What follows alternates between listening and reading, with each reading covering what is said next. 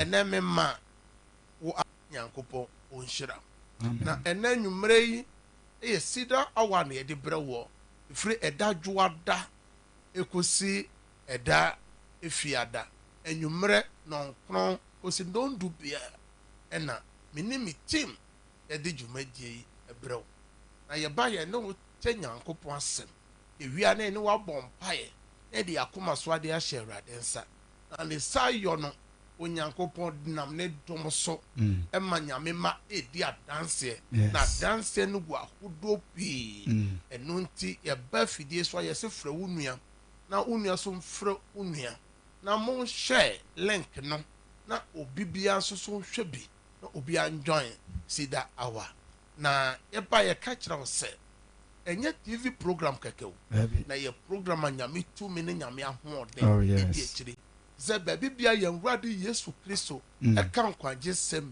bia ogie ne fahodie Sompa FM. Yes. Enti say ye kan twerɛ sem no wo Psalm 37 verse 5 a o say ye fa ya kwa ni nyina hye awrade nsem na ye fa ya ho to awrade so na ɔno ɛna ɔbɛyɛ eno na nipa bebre di won akwan no hye awrade nsa ɛwɔ Sompa Cedar Hour no so a onyame ma ɔmo edi adanse enti sa brede ma yenko na wana o follow dwumadie no yenti adanse a Onyankopɔn de ama wa odie na won so obedi adanse yenko fa adanse Sompa Cedar Hour adanse mra.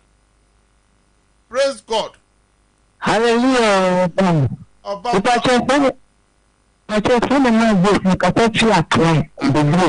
The bro.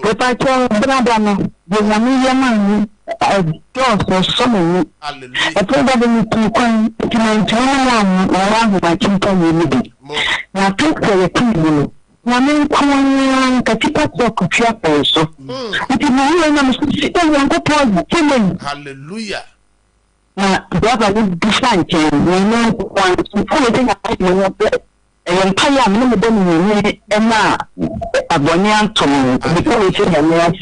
Amen. Mama no bompa mama me de wo no mba so share radensa. Jesus. Afi